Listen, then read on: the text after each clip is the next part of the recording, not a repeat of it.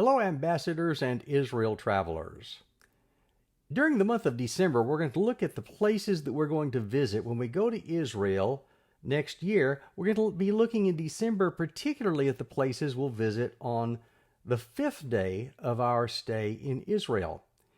And this week, we're not going to be meeting for class because of Serve Weekend, so I don't want you to miss out on the places that we'll see along the west side of the Sea of Galilee from Magdala on northward.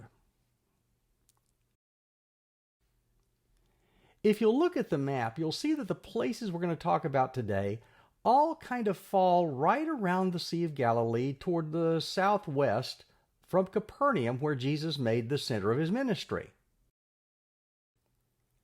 Do you recall that a couple of weeks ago I mentioned that Jesus' ministry pretty much focused on an area that was within a 5-mile radius of Capernaum, which was his base of operations? Well, in this map, I've drawn a circle that's a 5-mile radius around Capernaum, just so you can see that what I'm talking about is really true. On the northeast, you've got the plain of Bethsaida, where Jesus fed the 5,000 people. And then you've got the town of Bethsaida, which is the one from which the plain got its name. That was the hometown of Philip and Andrew and Peter. It's where Jesus healed a blind man. You've got the part of the Sea of Galilee where Jesus walked on the water. And then you've got, of course, that evangelical triangle of Chorazin, Bethsaida, and Capernaum. Capernaum is where Jesus called Matthew. It's where he taught in the synagogue. He healed the sick. He cast out demons. He raised the dead. And then just a little bit down from there, you've got the Cove of the Sower, where Jesus taught the parables, and right above it, the Mount of Beatitudes, where he gave the Sermon on the Mount. A little further down the shore, you've got Tabgha, which is the place traditionally where Jesus reinstated Peter after the resurrection. A little further down, you come to Chinnereth, which is also called Gennesaret, where Jesus healed the sick according to Mark 6:53. A little further down, you've got Naphginosar. Now, Naphginosar doesn't have any specific mention in the New Testament, but we're going to find it fascinating because it's a place where they have discovered and have on display a boat that was actually afloat on the Sea of Galilee in Jesus' day. A little further down, you've got Magdala, which is also called Magadan or Dalmanutha, which was the home of Mary Magdalene and the place where the Jews asked Jesus for a sign. And then just a little bit outside of that 5-mile radius, you've got Mount Arbel. This is likely the spot where Jesus gave the Great Commission, because from that peak, you can have a panoramic view of every site that I just mentioned, every place Jesus performed any of his works, or preached any of his messages, or taught any of his parables, or made any of his sayings in Galilee. And so standing on that mountain would have reminded the disciples of everything he did in all of those locations. Well, here's a picture of the southern end of the Sea of Galilee. Going back to the 15th century BC, the earliest known name of the Sea of Galilee is Chinnereth, sometimes called Kinneret or Kinnerot.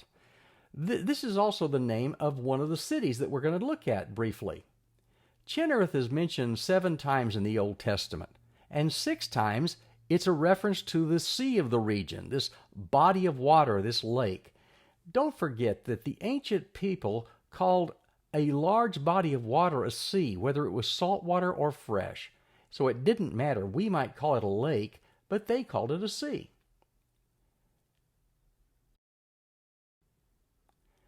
Here's the Sea of Galilee from the southern end, looking west and looking at it in a panorama. The Sea of Galilee is the lowest freshwater lake in the world. And the Gospels often mention the fact that there was a lot of fishing that went around on the lake. In fact, of the 35 species of fish that live in the Jordan drainage, 16 are unique to the area. In the times of the Romans in the 1st century, the fish were salted for export at Magdala. The Sea of Galilee is about 13.5 miles long and 7 miles wide. It's shaped like a harp, and it covers an area of 64 square miles. Various sources give different estimates of the circumference of the lake, but the depth of the lake is also varied. It's generally been given as between 160 and 200 feet. But because the slope is gradual from the lake shores, the changing water level can greatly affect the dimensions of the lake. Josephus, for example, wrote that the size of the lake was 16 miles by 4 miles. The discrepancy can be explained by the possibility that the line of the lakeshore may have receded on the northern end since Josephus' day, and although this is somewhat possible, it's unlikely that the width of the lake would have changed by 3 miles. The Sea of Galilee is well known for the harbors that exist all around its shore. All of the ancient settlements around the lake had harbors, even if they were very small. The harbors varied in structure depending on the town's particular need, but there were breakwaters and quays and promenades and administrative buildings and storage facilities and boat repair shops and toll houses and watchtowers all around on these harbors. The Sea of Galilee, even today, is the main reservoir for Israel and provides more than half of the country's fresh water, which is understandable given the fact that the Sea of Galilee has a capacity of 800 billion, that's B, gallons of water. Every centimeter of depth in the Sea of Galilee reflects 450 million gallons of water. Now, beginning kind of on the middle of the Sea of Galilee and a little bit off the shore, there is a great cliff that's called Arbel, and it sits above an area called the Valley of the Doves. The international highway, the Via Maris, runs through that valley onto the plain of Gennesaret. Arbel, up on that mountain, may very well be the place where Jesus gave his Great Commission. This is the way it looks in the spring. And this is the way it looks a little bit later in the year. The Arbel Cliffs are a prominent feature on the western side of the Sea of Galilee. The Arbel Pass was a place where robbers frequented, and they took advantage of people, travelers. They would accost them on the road and rob them and force them to pay tribute. Well, when Herod the Great became king, he took issue with that, and he found that in these caves along the Arbel Cliffs was where the robbers would hide. So he sent his soldiers to clean out the robbers from those caves. And what they did is they literally tied those robbers up, dragged them out, and threw them to their deaths. This is the look at the plain of Gennesaret from the Arbel Cliff. And another look at the plain of Gennesaret from the Arbel Cliff. I personally believe that this is probably the best candidate for the high mountain and lonely place where Jesus went to pray. But more importantly, I think it's a really good candidate for the place where Jesus gave his Great Commission in Matthew 28, verses 16 to 20.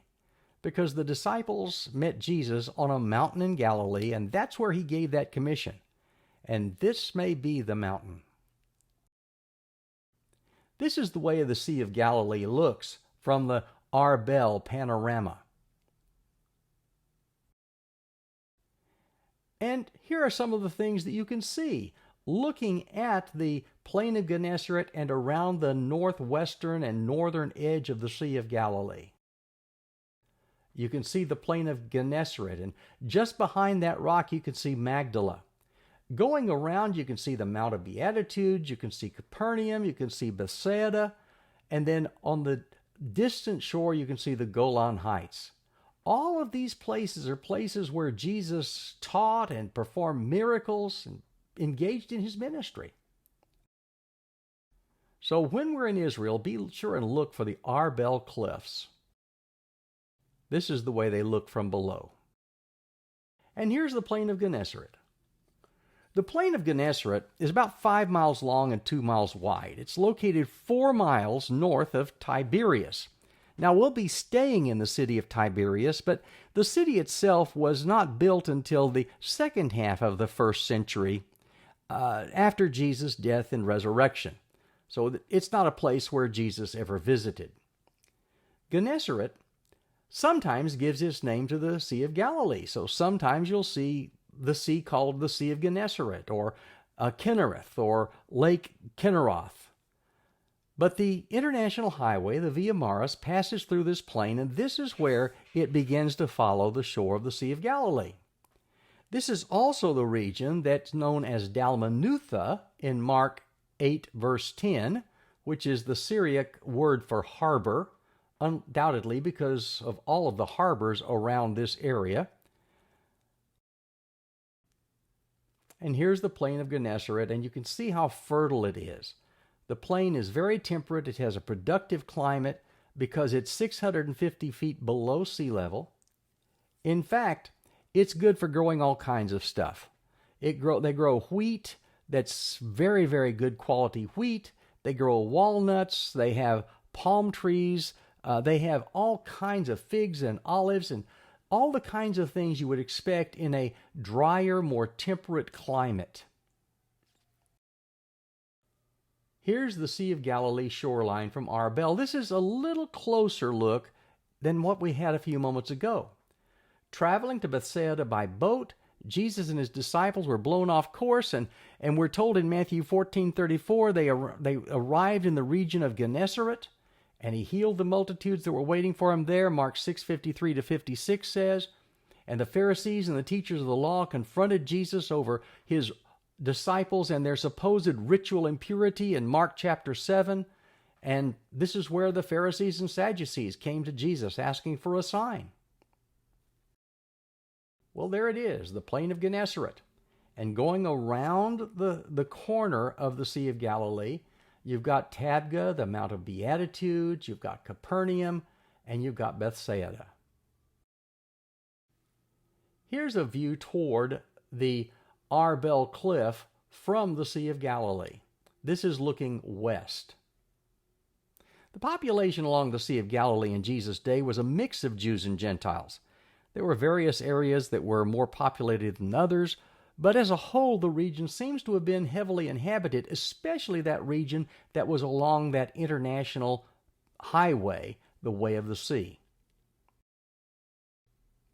Magdala is a place that we'll visit. Magdala is, of course, the home of Mary Magdalene, but it was very important in the later part of the first century as well. According to Josephus, Magdala had a population of about 40,000 people at the time, and it was the base of operations of the Zealots during the first Jewish revolt against Rome, the revolt that ultimately led to the destruction of the Jerusalem temple. Here's an aerial view of Magdala as it's being excavated now. Now, you don't get the idea of how big these places are from the excavations. Keep in mind the excavations only uncover a small part of what was a populated area. For example, Josephus wrote that at Magdala, they had a lot of boats, a lot of shipyard workers, a lot of wood supplies. In fact, he reported that he brought 230 boats from Magdala to Tiberias. So it was a very busy port. The harbor is comprised of two parts. There's a promenade and a sheltered basin. And they found a mooring stone at the western end of the harbor where ships used to dock and moor themselves. This is a view of Magdala from above, the excavated part. The fishing village of Magdala is never explicitly mentioned in Scripture, but Mary Magdalene, from whom 7 demons had come out, she was from Magdala, according to Luke 8, verse 2. In Matthew 15:39, the village is called Magadan. It's also called in Mark 8:10 the region of Dalmanutha, apparently referring to the same location. Now, the Bible doesn't specifically mention that Jesus visited Magdala, but it does talk about him visiting nearby villages and preaching in every village in Mark 1 and Luke 4 and Matthew 4 and Luke 5. So the idea of Jesus coming to Magdala and preaching, we're going to see in a moment a first century synagogue, which is actually a location that Jesus may have preached. Here are the excavations from the southwest. The city of Magdala was originally excavated by the Franciscans from 1971 to 1973. And when they began excavating it, they found a small, undecorated first century synagogue, about 26 feet by 23 feet, about 13% of the size of a contemporary Capernaum synagogue, so much smaller. It was apparently used as a synagogue before the first Jewish revolt, which means that it would have been contemporary with Jesus. It was constructed in the traditional Galilean style with columns on three sides and a heart-shaped double column at the corners. It had 5 benches lining the northern wall. And located across the street to the west was a large water tower that still stands 21 feet high. Here's a picture of the excavations. And here's a picture of the synagogue as they uncovered it. It measures about 1,300 square feet, and it was surrounded by stone benches. The floor was reported to have been made of mosaic, and the walls were decorated with frescoes. And they found this decorated stone that reflected both the menorah and the shofar and the scoop that was used in the Jewish sacrifices. This is the first menorah to be discovered in a Jewish context that dates to the time of the first century. Here's a part of a fresco that originally decorated the synagogue. One of my favorite spots in Israel, how many times have you heard that, is the Naf Museum, just a little bit up the coast from the area of Magdala. The Naf Museum, it's a kibbutz, which is a cooperative area where people all contribute their own efforts to the well-being of the community. It's supported by work in light industry and technology and tourism. But in that Naf area, you'll see this museum. And inside this museum is an ancient boat that was discovered in the Sea of Galilee. This is the remains of a first century Galilean boat that actually was on the Sea of Galilee in the day of Jesus. It was discovered in January 1986 by 2 brothers. They were walking along the shore and they accidentally, literally stubbed their toes on a piece of wood sticking out of the silt. And the boat was finally exposed after years because they'd been undergoing a drought for a couple of years. They discovered it perpendicular to the shore with its bow facing toward the lake. The port side was better preserved because the boat was listing to the port, and the seabed clay had helped to preserve the boat. So they conducted an excavation in February 1986. The removal of the boat took 11 days. It measures 26 feet by 7 feet, and it's 4 feet deep at the stern. It was built shell first with mortise and tenon joinery, and although it was built mainly of cedar and oak, there have been some repairs made with various other types of wood that were used in the boat's construction. It has a rounded stem and a fine, narrow bow, and both the fore and aft sections were probably decked in. Although the boat was not preserved to this height, the boat could very easily have been sailed or rowed. It was apparently built by a master craftsman who probably learned his craft in the Mediterranean. It had been cannibalized. The masts had been taken off, some of the useful timbers had been taken off, and then it was basically taken out into the lake and sunk. It must have had a long work life because it had been repeatedly repaired and ended up on the scrap heap. Well, here we are, a couple of thousand years later, and these 2 brothers find this boat sticking out of the silt. After they cleared it of mud, they packaged it in a polyurethane foam and floated it up the shore to Gennesaret. Then it was put into a conservation pool so that the waterlogged wood could be treated with a heated solution of synthetic wax, so that the wax replaced the water. It was expected to last 5 years, but it was 9 years before this process was complete. The boat was put on public display in the year 2000. They've dated it to the period between 100 BC and 70 AD based on construction techniques, which means that it was floating on the sea when Jesus was alive. Now, there's no way of knowing that Jesus had anything to do with this particular boat, but isn't it incredible to realize that we're looking at something that was floating on the Sea of Galilee when Jesus was teaching?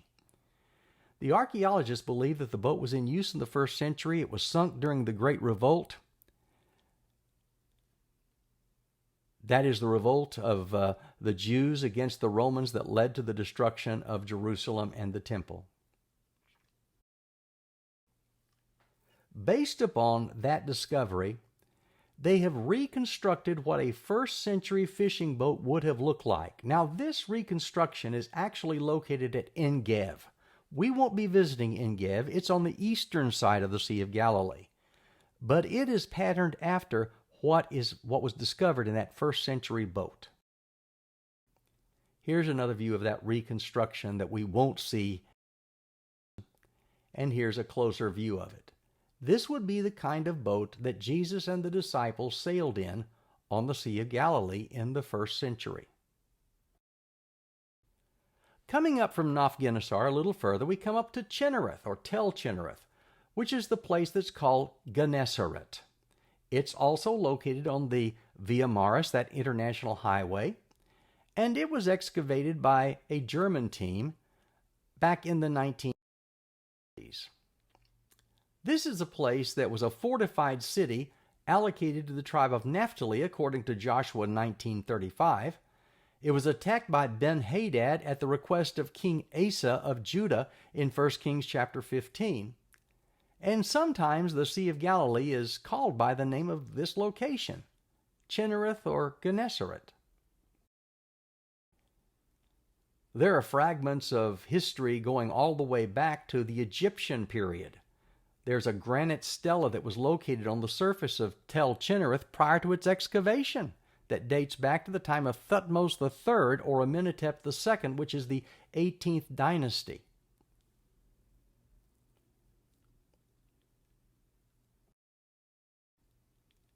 A little further up the shore, we come to a place called Tabgha. Now, Tabgha is a place where 7 springs flow into the Sea of Galilee. And these are warm water springs. Now, the springs, 7 springs, is the Greek word heptapagon. And Tabgha is an Arabic corruption of that term.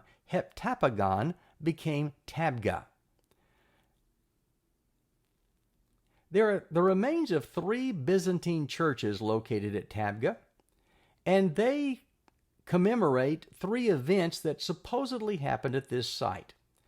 The Church of the Multiplication of Loaves and Fishes, the Church of the Sermon on the Mount, and the Church of St. Peter's Primacy. Now, the location of these churches is an example of how religious traditions have often focused more on the convenience of pilgrims than the search for truth. For example, it's likely that the events of John 21, where Jesus reinstated Peter to ministry, took place here. That's likely. And it's likely that the Sermon on the Mount took place near here. But it's not at all likely that the multiplication of loaves and fishes that we call the feeding of 5,000 took place here, because Luke 9:10 clearly places that at Bethsaida, which we talked about a couple of weeks ago. Tabgha Harbor from the south is a small harbor north of the Church of the Primacy of St. Peter. It's visible only when the water level is 690 feet below sea level or lower. There are 2 breakwaters there, and this is the way it looks from the sea level. This is a look at the 7 springs as they flow into the Sea of Galilee from Tabgha. These 7 springs are warm water springs, and they contribute to really good fishing. There's really good fishing around Tabgha, and there's really good fishing on the other side of Capernaum, where the Jordan River comes into the Sea of Galilee near Bethsaida. And that's the reason that Capernaum was such a great spot, because it didn't matter whether the fishermen went a little bit to the south or a little bit to the northeast. Either way, they had the best fishing that there was on the Sea of Galilee. This is the way Tabgha looks from a boat. It is the traditional spot where Jesus called the disciples. It's also the spot where it's believed that Jesus recalled Peter to ministry. And as you get closer, you can see the church of the primacy of Peter, which we'll talk about in a few minutes. There's also the church of the multiplication of loaves and fishes. Now, Catholic tradition says this is the site where Jesus fed the 5,000. But that clearly isn't true, since Luke 9 verse 10 says it happened by Bethsaida. It's a beautiful church with mosaic floors, and the entire floor, about 5,400 square feet, was at one time covered with mosaics. About half of them are preserved. As you look at the altar, you'll see that there's a mosaic of fish and loaves that I find particularly interesting. The Tabgha loaves and fish mosaic shows 2 fish and some loaves around a basket. But if you notice, those fish have 2 dorsal fins. There's not a fish in the Sea of Galilee that has 2 dorsal fins. So it's clear that the artist was not a fisherman and wasn't acquainted with the fish in the lake. Right on the water is the church of the primacy of Peter. This is the place where it's believed that Jesus reinstated Peter to ministry.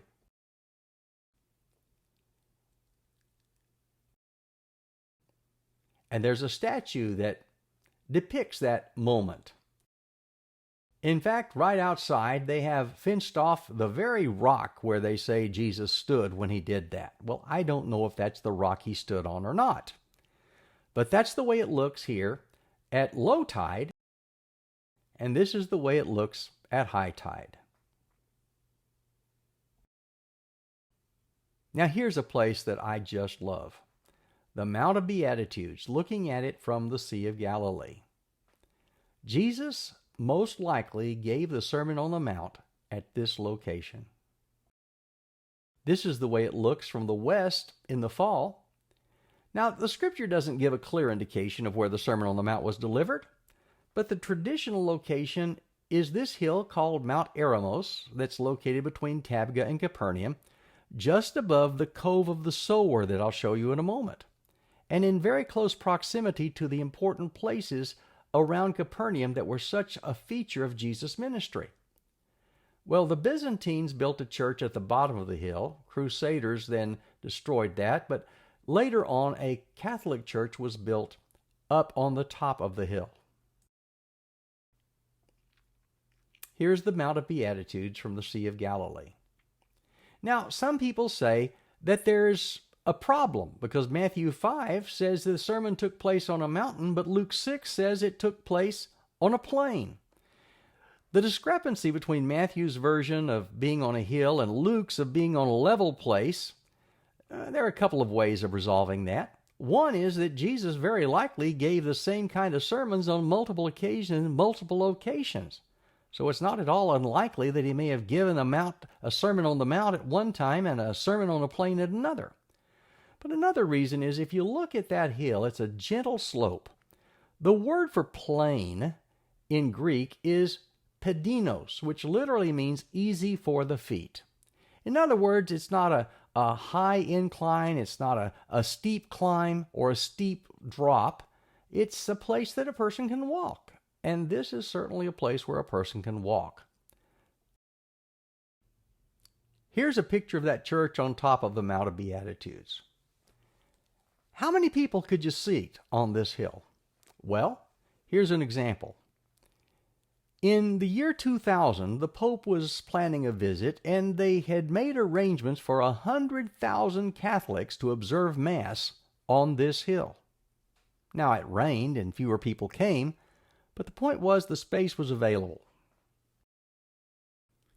Here's another view of the Mount of Beatitudes Church from the northwest. It's a Catholic chapel built in 1939 by the Franciscans.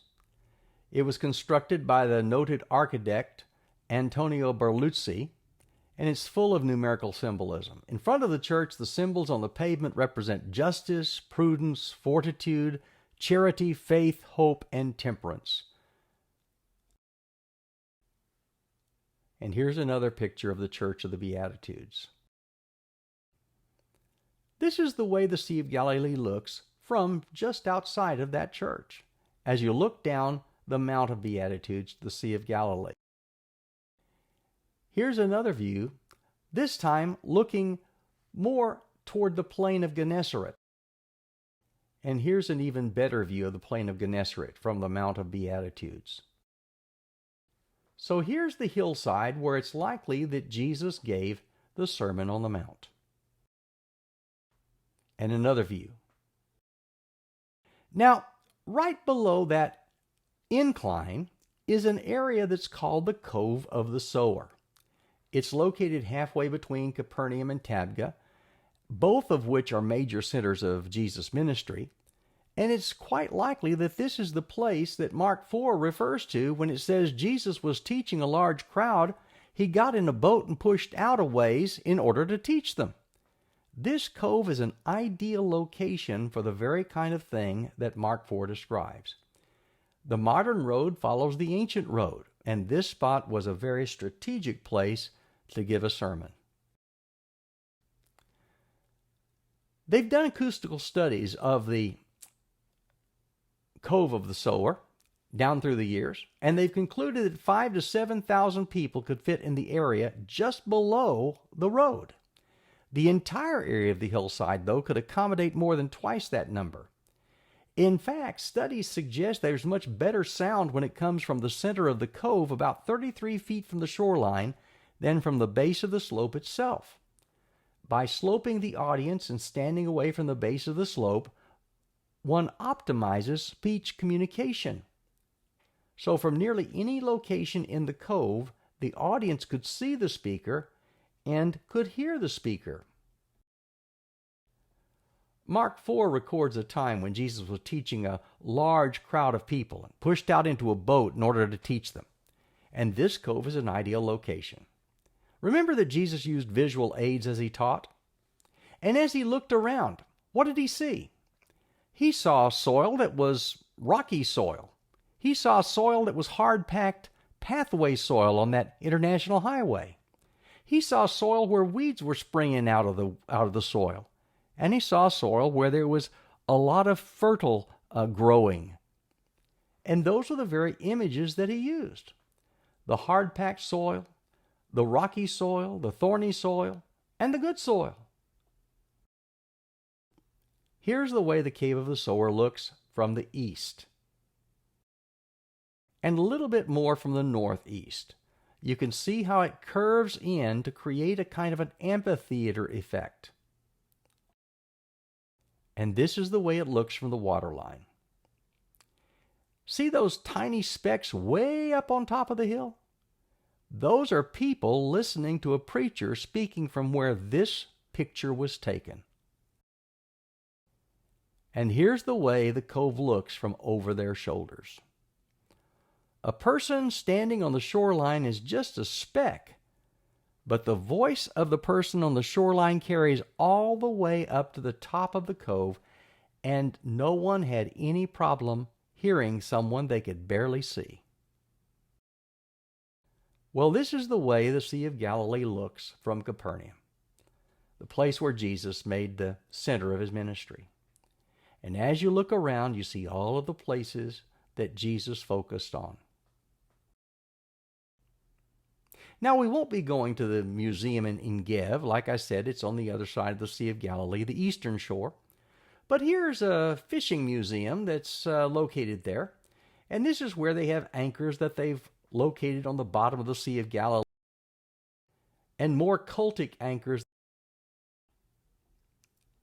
and even more anchors, as well as the stone sinkers that they used on nets when they fished the Sea of Galilee. And here's another anchor. Now, how did they fish? They didn't use rods and reels and poles. No, the fishermen who fished commercially on the Sea of Galilee used a thing called a cast net. It was a circular net about 18 to 25 feet in diameter. It was thrown out by a single fisherman and had lead sinkers that were attached to the edge of the net. And it was pulled down to trap the fish. And the way they would retrieve the net is they would have a rope attached to the far end that they threw out. And by pulling up on that rope, that net would scoop up the fish. And they could drag them up into the boat or onto shore. In fact, here's a modern fisherman showing how to cast a net into the lake, just like the Bible said. As Jesus walked by the Sea of Galilee, Mark chapter 1, he saw Simon and Andrew his brother casting a net into the sea, for they were fishers. Here's something you can look forward to in Israel. While we're in Tabgha, undoubtedly we will stop at a place and have what's called St. Peter's fish. There were 3 types of fish that were primarily sought in the Sea of Galilee, and the ancients fished for these kinds of fish. There were sardines. This was the type of fish that the boy brought to the feeding of the 5,000. Remember, the scripture says he had 5 loaves and 2 small fish. The small fish were the sardines, and sardines and bread were kind of the staple products of the locals. Then there were the fish called the barbels, and they were called that because they had barbs at the corner of their mouths. But the fish that was most popular in the lake was a larger fish called the musht, M-U-S-H-T. It's popularly known today as St. Peter's fish. It has a long dorsal fin that looks like a comb, and that's what that word musht means. Musht means comb. It can grow to lengths of 1.5 feet and can weigh as much as 3.5 pounds. Musht means comb in Arabic, and that describes that dorsal fin. And the most famous of this group is the fish that they find in the Sea of Galilee that's called the tilapia galilea. So when you eat tilapia, you're eating a fish that's very closely related to the fish that Peter and his brother and friends fished for in the Sea of Galilee. It was and is one of the most popular fish to be consumed for a couple of reasons. One, its flat shape makes it ideal for the frying pan. They don't have many bones, and the bones they have are small. The spine can easily be removed. It's a very easy fish to eat. And not only that, though, it was a clean fish. And what I mean is ceremonially clean. You see, there were certain fish that Jews could eat and certain fish they couldn't. One of the things they couldn't eat was fish that had no scales. Catfish, for example, was taboo to them. Now, I believe the reason that they were made taboo was that catfish was a bottom feeder. It fed on waste. Unlike them, this tilapia, this mushed fish, eats only plankton. And because its diet consists only of plankton, it's ceremonially clean, unlike bottom feeders like catfish. Well, that's our quick overview of Magdala and the west side of the Sea of Galilee. I hope it's been a blessing to you. Sorry we couldn't be together in person to go over it today, but I hope at least it gives you something to look forward to when we get to Israel. Next week, we'll talk about one of my favorite cities, Bethshan, otherwise known as Scythopolis. In the meantime, the Lord bless you and keep you. The Lord make his face to shine upon you and be gracious to you. The Lord lift up his countenance upon you and give you peace. Amen.